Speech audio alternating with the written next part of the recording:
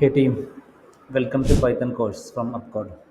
ഈ സെഷനിൽ നമ്മൾ കവർ ചെയ്യുന്നത് പൈത്തണിൻ്റെ ഒരു ഇൻട്രൊഡക്ഷൻ ആണ്. പൈത്തൺ എന്നുള്ളത് എന്താണ്? പൈത്തൺ എന്നുള്ളത് നമുക്കറിയാം.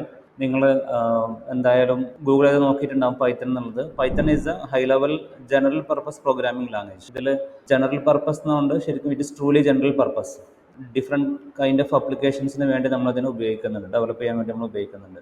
Python is designed by van Rossum, Dutch മാത്തമാറ്റീഷ്യനാണ് ഇത് ഡിസൈൻ ചെയ്തിട്ടുണ്ടായിരുന്നത്. ഇപ്പം ലേറ്റസ്റ്റ് വേർഷൻ എന്ന് പറയുന്നത് 3.11 ആണ്. മാർക്കറ്റിൽ പൈത്തൺ 2 ഉണ്ട്, പൈത്തൺ 3 ഉണ്ട്. പൈത്തൺ 3 റിലീസ് 2008 തന്നെ പൈത്തൺ 3 റിലീസ് ചെയ്തിട്ടുണ്ട്. പക്ഷേ ഒരുപാട് പ്രോജക്ട്സ് പൈത്തൺ 2 ഉണ്ടായത് കാരണം മൈഗ്രേഷൻ ഒരുപാട് വർഷങ്ങളെടുത്തു. പല കമ്പനീസും സ്റ്റിൽ പൈത്തൺ 2 റൺ ചെയ്യുന്നുണ്ട്. പക്ഷേ ഇപ്പം ലേറ്റസ്റ്റ് ആയിട്ടുള്ളത് പൈത്തൺ 3 ആണ്. പൈത്തൺ എന്നുള്ള ആ ഒരു programming language it's being used for web development, അതേപോലെ ഓട്ടോമേഷൻ, ഡാറ്റ സയൻസ്, ഇങ്ങനെ ഡിഫറെൻറ്റ് പർപ്പസിന് വേണ്ടി പൈത്തൺ ഉപയോഗപ്പെടുത്താൻ പറ്റും. ഇപ്പോൾ നമ്മൾ ജോബ് നോക്കുകയാണെന്നുണ്ടെങ്കിലും പൈത്തൺ ജോബ് നോക്കുമ്പോൾ നമുക്ക് ഒരുപാട് ജോബ് കാണാൻ പറ്റും. അത് ഡിഫറെൻറ്റ് സെക്ടറിലായിട്ട് സെഗ്രിഗേറ്റ് ചെയ്തിട്ടായിരിക്കും കിടക്കുന്നുണ്ടാവും. ലാംഗ്വേജിൻ്റെ നോക്കുകയാണെന്നുണ്ടെങ്കിൽ പൈത്തൺ ലാംഗ്വേജ് ഏകദേശം എല്ലാ ടെക് ജയൻസ് ആയിട്ടുള്ള കമ്പനീസും, ഗൂഗിൾ ആണെങ്കിലും ആമസോണും മൈക്രോസോഫ്റ്റും ഫേസ്ബുക്കും ഊബറും എല്ലാം മിക്കവാറും നമ്മൾ കാണുന്ന എല്ലാ മേജർ കമ്പനീസും പൈത്തൺ പല പർപ്പസിന് വേണ്ടി അവരെ പല ആപ്ലിക്കേഷൻസിന് വേണ്ടി ഉപയോഗപ്പെടുത്തുന്നുണ്ട്. പിന്നെ പൈത്തണിൻ്റെ ലോഗോ ഈ ഒരു ലോഗോ ആണ്. ഈ ബ്ലൂവും യെല്ലോവും കൂടെ കളറിലെ ഈ ഒരു ലോഗോ ആണ് പൈത്തണിൻ്റെ ലോഗോ. പൈത്തണിൻ്റെ പ്രത്യേകത എന്താണ്? ഒരുപാട് പ്രോഗ്രാമിംഗ് ലാംഗ്വേജസ് ഉണ്ട്. നമുക്ക് പൈത്തണിൻ്റെ പ്രത്യേകത എന്താണ്? പൈത്തണിൻ്റെ ഏറ്റവും വലിയ സ്ട്രെങ്ത് എന്ന് പറയുന്നത് huge collection of libraries available ആണ്. നമുക്കൊരു ലൈബ്രറി എന്ന് പറഞ്ഞാൽ എന്താണ്? ഓരോ പർപ്പസ് മീറ്റ് ചെയ്യാൻ വേണ്ടി, ഓരോ പർപ്പസ് അല്ലെങ്കിൽ ഒരു പ്രോബ്ലം സോൾവ് ചെയ്യാൻ വേണ്ടി നമ്മൾ ഡിഫറെൻ്റ് ആയിട്ടുള്ള റെഡിമെയ്ഡ് പാക്കേജസ് അല്ലെങ്കിൽ ലൈബ്രറീസ് അവൈലബിൾ ആണ്. അപ്പോൾ പൈത്തണിൻ്റെ കേസാണെന്നുണ്ടെങ്കിൽ അതിൻ്റെ കണക്ഷൻ സോ ഹ്യൂജ്. ഇപ്പം അത് ഡിഫറെൻറ്റ് പർപ്പസിന് വേണ്ടി, മെഷീൻ ലേണിംഗിൽ തന്നെ പല പർപ്പസിന്, കമ്പ്യൂട്ടർ വിഷൻ അല്ലെങ്കിൽ അനാലിസിസ്, അതേപോലെ ഗ്രാഫിക്കൽ യൂസർ ഇൻ്റർഫേസ് ക്രിയേറ്റ് ചെയ്യാനുള്ള ലൈബ്രറീസ് അവൈലബിൾ ആണ്. അതേപോലെ ആപ്ലിക്കേഷൻസ് ബിൽഡ് ചെയ്യാൻ വേണ്ടിയുള്ള ഫ്രെയിംവർക്ക്സ് അവൈലബിൾ ആണ്, ലൈബ്രറീസ് അവൈലബിൾ ആണ്.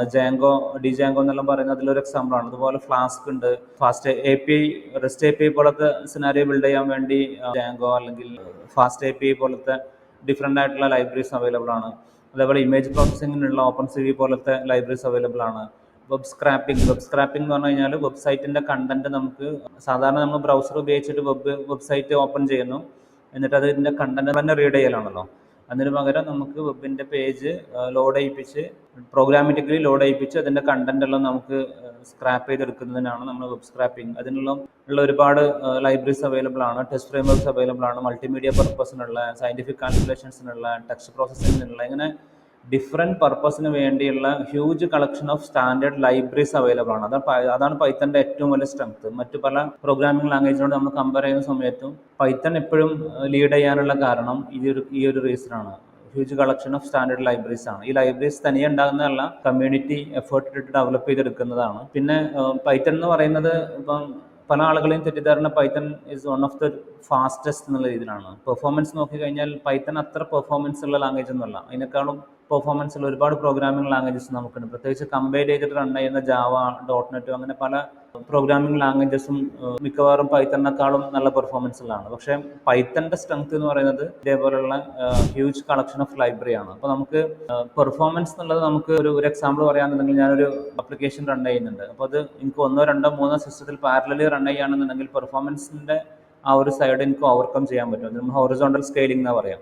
അപ്പം അതിനുള്ള ഓപ്ഷൻസ് എല്ലാം അവൈലബിൾ ആണ്. അതുകൊണ്ട് തന്നെ ഇപ്പം മാർക്കറ്റിൽ പെർഫോമൻസ് മാത്രം നോക്കിയിട്ടല്ല നമ്മൾ ടെക്നോളജി ചൂസ് ചെയ്യുക. നമ്മൾ ടെക്നോളജി എത്രത്തോളം സപ്പോർട്ട് ഉണ്ട്, എത്രത്തോളം അതിൻ്റെ ലൈബ്രറീസ് അവൈലബിൾ ആണ്, എത്രത്തോളം പെട്ടെന്ന് നമുക്ക് ആ ഡെവലപ്മെൻറ്റ് കംപ്ലീറ്റ് ആക്കാൻ പറ്റും, അങ്ങനെയുള്ള എല്ലാം നോക്കുന്ന സമയത്ത് പൈത്തണിന് മറ്റുള്ള പല പ്രോഗ്രാമിംഗ് ലാംഗ്വേജസിനേക്കാളും ഒരുപാട് അഡ്വാൻറ്റേജസ് ഉണ്ട്. അപ്പോൾ നമുക്കിനി ഇതിൻ്റെ ജേർണി സ്റ്റാർട്ട് ചെയ്യാം, പഠിക്കാൻ തുടങ്ങാം.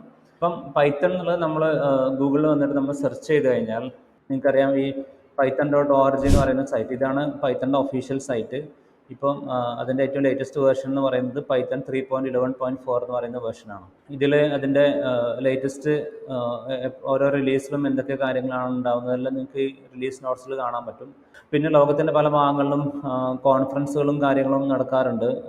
അതിൻ്റെ എല്ലാം കാര്യങ്ങൾ ഇതിൽ നമുക്ക് കാണാൻ പറ്റും. അതേപോലെ ഡിഫറെൻ്റ് ആയിട്ടുള്ള ലൈബ്രറീസ്, നമ്മൾ പറഞ്ഞ പല പർപ്പസിനും ഒരുപാട് ലൈബ്രറീസ് അവൈലബിൾ ആണ്. അപ്പോൾ ഇതിൽ ജാങ്കോ, പിരമിഡ്, അതേപോലെ ഫ്ലാസ്ക്, Web2.5 ഇതെല്ലാം വെബ് ഡെവലപ്മെന്റ് ഉള്ളതാണ്. അതേപോലെ ഗ്രാഫിക്കൽ ഇന്റർഫേസ്, ഇപ്പോൾ നമ്മൾ ഈ ബ്രൗസർ ശരിക്കും ഒരു ഗ്രാഫിക്കൽ ഇന്റർഫേസ് ആണ്. അതേപോലെ നമ്മൾ കാണുന്ന പല ആപ്ലിക്കേഷൻസും, ഇവിടെ നമ്മൾ കാണുന്ന പല ആപ്ലിക്കേഷൻസും നമുക്ക് ഗ്രാഫിക്കലി യൂസർക്ക് നമുക്ക് ഗ്രാഫിക്സ് ഉപയോഗിച്ച് കാണാൻ പറ്റുന്നതാണ്. അപ്പം അങ്ങനത്തെ ടൈപ്പ് ഓഫ് ആപ്ലിക്കേഷൻ ബിൽഡ് ചെയ്യാൻ വേണ്ടി നമുക്ക് ഡിഫറെൻറ്റ് ലൈബ്രറീസ് അവൈലബിൾ ആണ്. അതേപോലെ സയൻറ്റിഫിക് ആൻഡ് ന്യൂമറിക് കാൽക്കുലേഷൻസിന് വേണ്ടി നമുക്ക് ഒരുപാട് ലൈബ്രറീസ് അവൈലബിൾ ആണ്.